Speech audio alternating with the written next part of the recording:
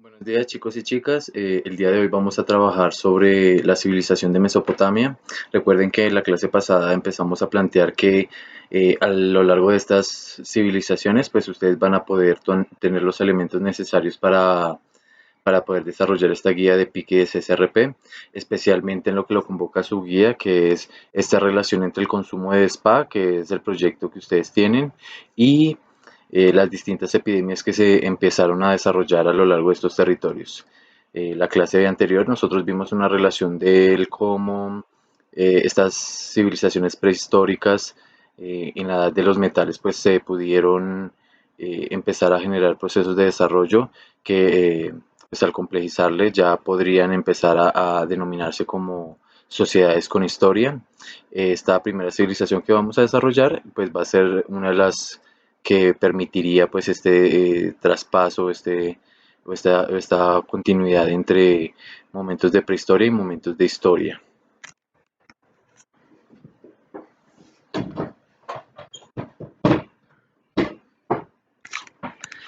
Listo chicos, entonces nuestra primera civilización va a ser la civilización de Mesopotamia.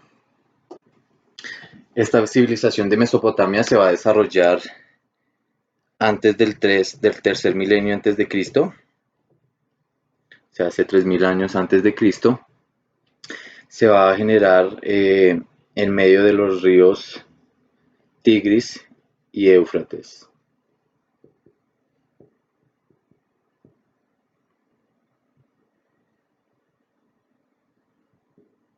Recuerden que, como yo les decía, uno de los elementos esenciales era que estas poblaciones se pudieran ubicar cerca a los ríos, ya que necesitarían pues de estos recursos hídricos para poder desarrollar sus poblados.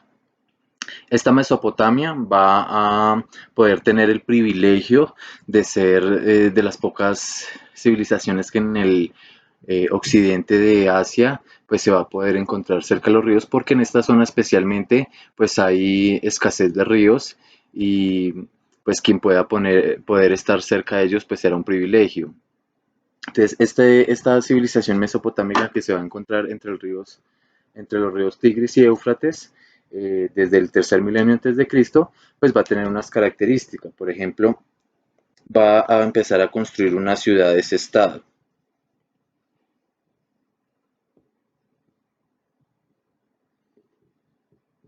¿Esto qué vendría a ser referencia? En el caso actual, pues nosotros hablábamos de estados-nación. Esto quiere decir que un solo territorio, una sola nación, pues confluyen varias ciudades, las cuales pues están manejadas por un gobierno central. Entonces, Colombia es un estado-nación en el que distintas ciudades, distintas gobernaciones, alcaldías locales y demás, pues se ven centradas en una sola identidad que es la nación colombiana. Estos grupos pues no van a tener esta forma de organización, sino van a tener una ciudad que cada una de estas se va a manejar de manera autónoma. Cada una va a tener pues una forma de gobierno, va a tener un ejército propio, va a tener unas leyes que la autorregulan, y a eso es lo que vamos a llamar ciudades-estado. Entonces cada una de estas ciudades va a ser independiente entre sí. Sin embargo, pues van a compartir algunos elementos frente a la cultura, frente a las creencias religiosas y en alguna u otra medida frente al lenguaje.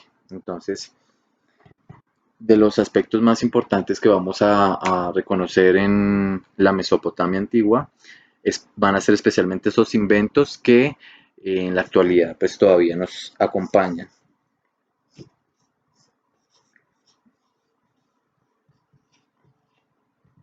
Entonces, ¿qué tipo de inventos vamos a reconocer de Mesopotamia? Entonces, el primero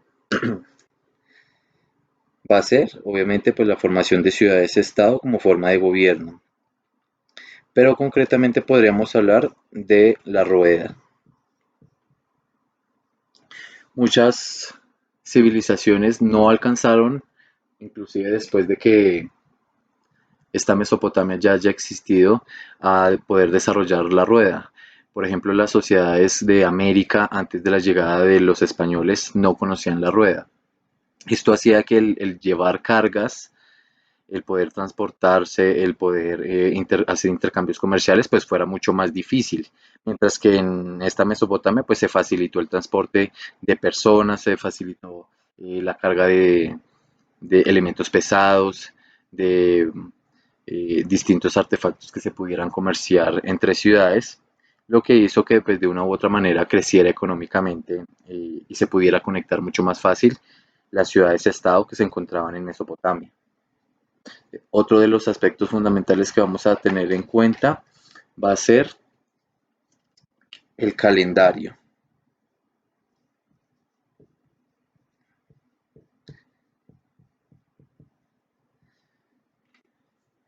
Los mesopotámicos van a caracterizarse por ser una de las civilizaciones que van a conocer más los astros, ya que pues en las noches siempre van a estar observándolos y esto le va a permitir tener un conocimiento del cómo está organizada y estructurada la Tierra fuera de ella. Entonces, en este calendario establecieron, por ejemplo, que existían 365 días.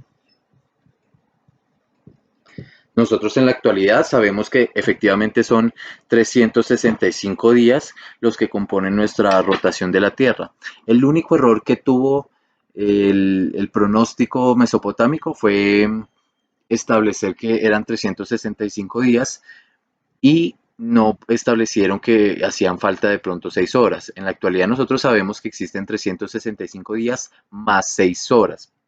Por esto, cada 4 años, con la sumatoria de estas 6 horas, nosotros establecemos algo que llamamos el día bisiesto, como este año. Entonces, cada 4 años vamos a tener un año bisiesto para que sea 366 días y se tenga un balance del proceso de rotación de la Tierra. Y con estas observaciones van a desarrollar algo que se le denomina el sistema sexagesimal.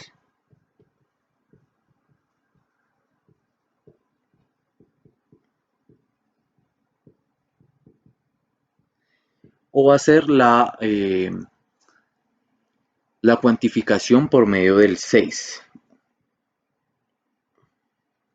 Entonces, en el caso de nosotros todavía seguimos utilizando este sistema sexagesimal. Por eso es que nosotros hablamos que existen 60 segundos, decimos que existen 60 minutos, decimos que existen 12 horas en la noche, 12 horas en el día, entre otros. Entonces, este sistema sexagesimal, desde el proceso matemático, pues va a permitir que estos mesopotámicos puedan hacer un proceso de cuantificación mucho más elaborado. Vamos a ver que ellos van a construir la moneda. En la actualidad nosotros utilizamos algo que llamamos papel moneda, que son los famosos billetes. Estos billetes son una representación abstracta de un valor, o sea, es un papel que puede con ciertas características, unos colores, unos sellos determinados, pues nosotros consideramos que puede valer esto o puede valer aquello. Mientras que en el momento de la civilización mesopotámica, pues la moneda va a ser una unidad de valor muy concreta debido a que se está construida con unos metales en específico. Entonces va a haber monedas de oro, va a haber monedas de plata, va a haber monedas de bronce, que también por su variación de tamaño pues va a tener una significación distinta. Recuerden inclusive, aunque no es en Mesopotamia donde se desarrolla esto, pero por ejemplo en escritos como en la Biblia dice, dame 12 piezas de plata o 12 piezas de oro. Entonces no están diciendo un valor concreto, sino están cuantificando la cantidad de monedas mediado por el metal con el que fue construida, porque esto haría que valiera mucho más o mucho menos. Entonces esto va a ser la unidad de medida comercial que van a generar los mesopotámicos, lo que va a permitir pues fortalecer las redes de comercio. Entonces, se va a empezar a intercambiar comercialmente a partir de estas mismas monedas. No como se hacía en los momentos del Paleolítico y el Neolítico, que algunos de los intercambios eran más a partir del ejercicio del trueque, que era usted necesita algún producto que yo tenga y a mí me sobra, yo necesito un producto que usted tiene y le sobra, Entonces, hagamos un intercambio. Si yo tengo bastante papa, por ejemplo, y usted tiene yuca, entonces yo le doy parte de mi papa, usted me da parte de la yuca, todos quedamos balanceados, quedamos con ambos productos y se queda como satisfecho.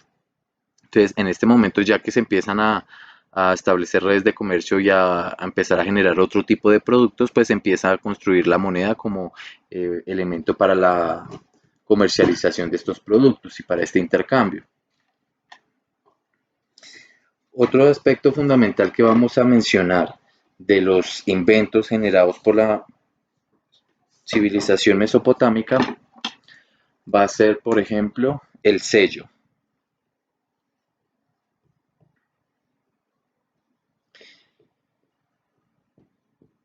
El sello va a ser un elemento de distinción entre lo que me pertenece a mí y a mi familia y lo que le pertenece a otras familias.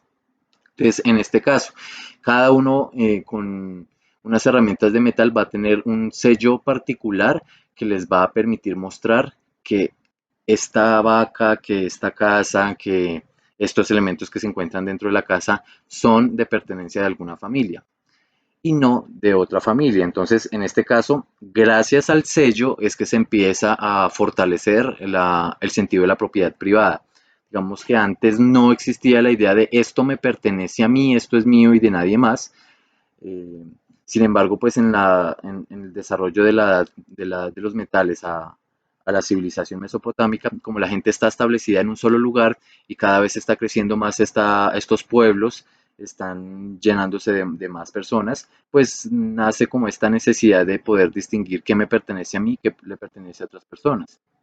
Entonces, estos sellos pues van a ser elementos de distinción. Digamos que en la actualidad todavía lo usan para marcar el ganado. Entonces tienen un símbolo en específico que está hecho con metal, lo ponen en el fuego y con ello marcan a estos animales para distinguirlos de pronto de los animales de los vecinos y demás. Esto vendría de el proceso que desarrolló Mesopotamia. También van a ser los primeros en empezar a construir unas leyes. Es como cada vez las ciudades eran más grandes, pues se empezaron a surgir inconvenientes entre sus ciudadanos y empezaron a construir pues unas leyes que intentaran regular la convivencia entre ellos. Entonces crean algo que se llamaría el Código de Hammurabi,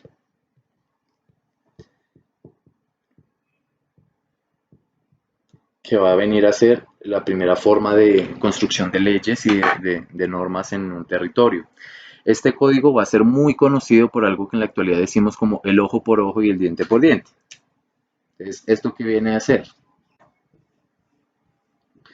Establecían claramente que si una persona cometía un crimen, por ejemplo, le robaba un caballo al vecino, si se descubría su culpabilidad, esta persona tendría que devolverle el caballo al vecino, pero al mismo tiempo tendría que darle un caballo adicional a este vecino por haberle cometido este daño.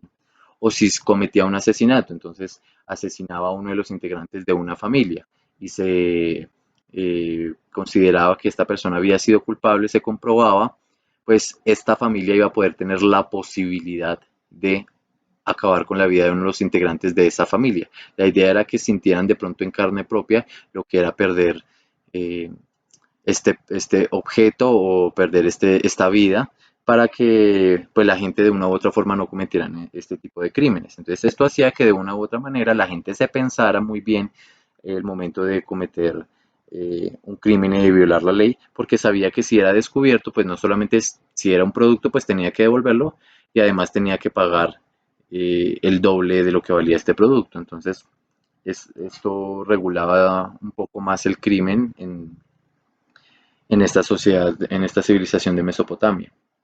Y por eso también era importante el sello, porque les permitía establecer qué productos y qué animales les pertenecía a una familia y qué animales les pertenecía a otro, para poder hacer la distinción y cuando se pudieran hacer las consultas, pues establecer que efectivamente este tipo de objeto les pertenecía a la otra persona y no a ellos. En términos de arquitectura,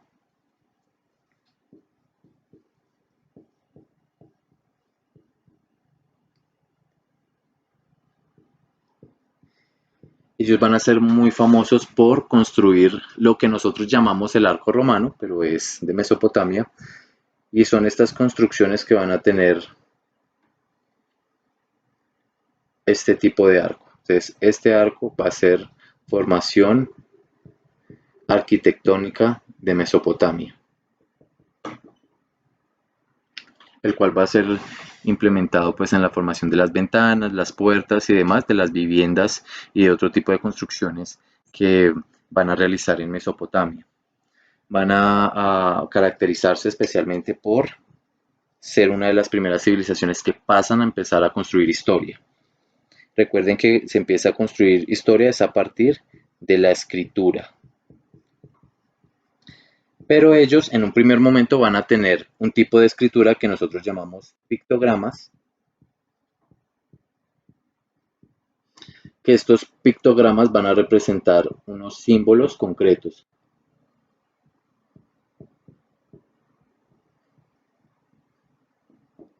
Nosotros generalmente lo asociamos más a Egipto antiguo, en donde vemos que en las paredes van a poner una ave, van a poner un ojo, una persona, van a poner, bueno, distintos tipos de animales, eh, un gato y demás, que van a generar un mensaje en particular. Entonces, las personas que van a poder hacer lectura de estos pictogramas, pues a partir de estos símbolos muy concretos, y cuando digo concretos es porque existen materialmente, entonces existe esta ave, existe este gato, existe eh, el faraón, entre otras cosas, y pues van a poder tener conocimiento de unos mensajes. Sin embargo, estos pictogramas van a tener una dificultad y es que no van a permitir tener o brindar unos mensajes abstractos. Entonces, si uno va a querer hablar de un estado, pues no existe una figura concreta que uno pueda representar al estado.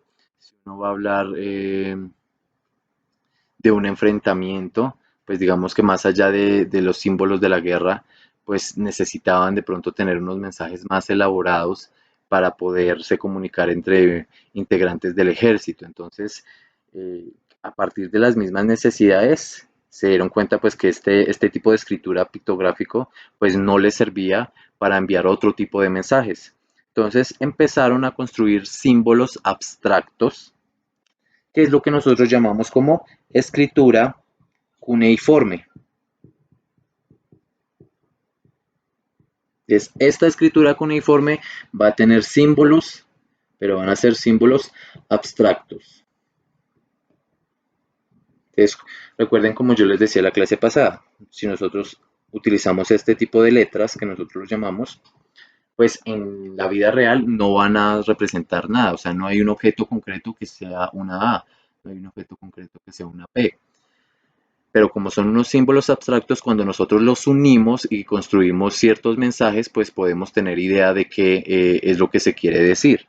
Esto permite pues que los mensajes y los momentos de comunicación pues se perfeccionen y los distintos grupos puedan tener una mejor comunicación.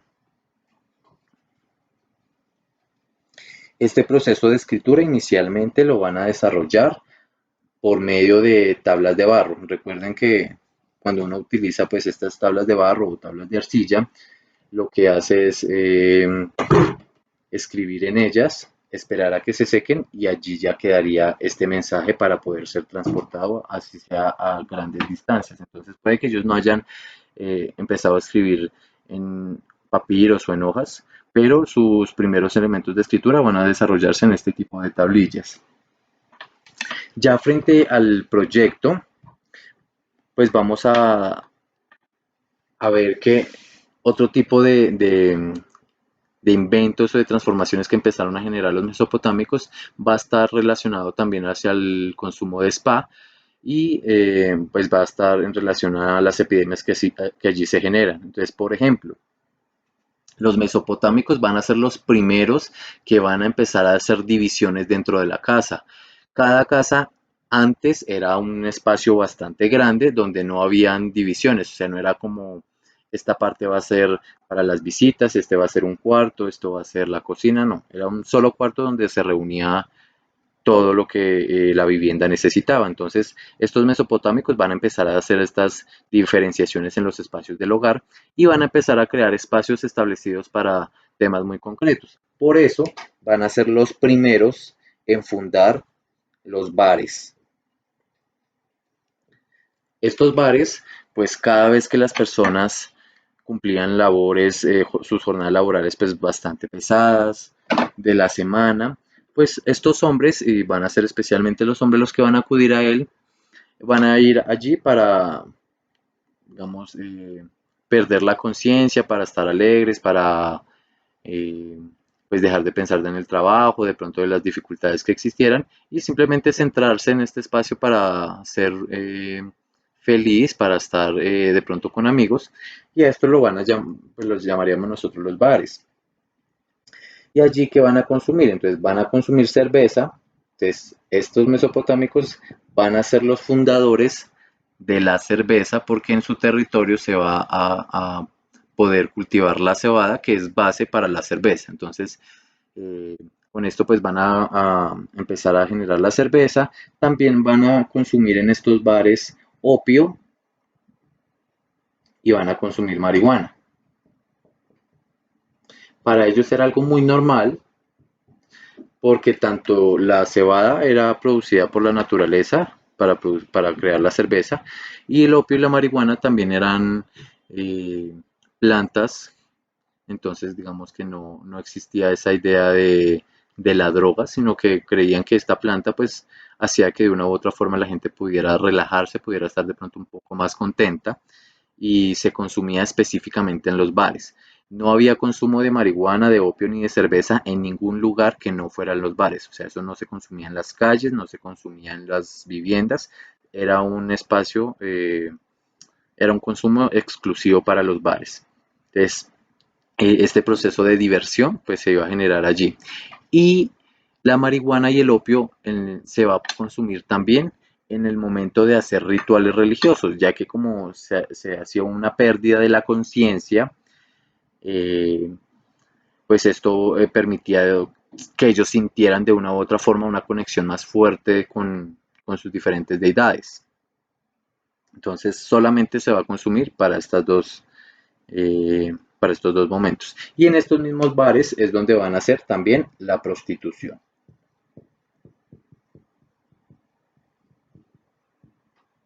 Entonces, ¿quiénes iban a ser las mujeres que ejercerían la prostitución?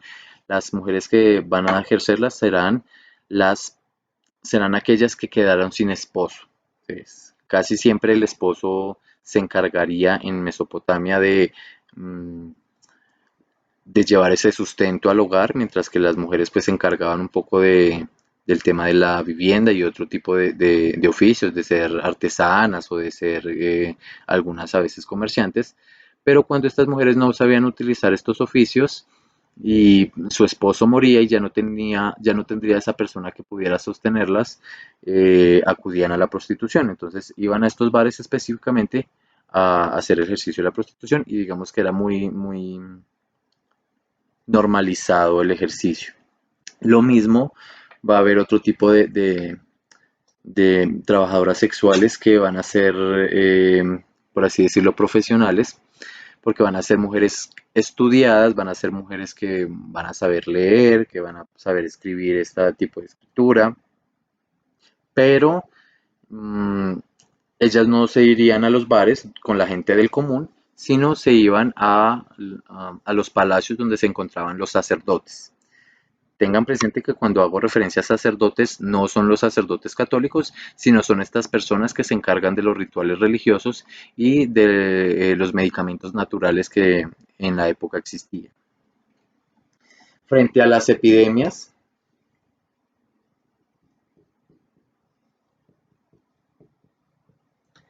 se va a encontrar que en Mesopotamia se va a desarrollar una gran enfermedad que se va a llamar la peste de Antonina.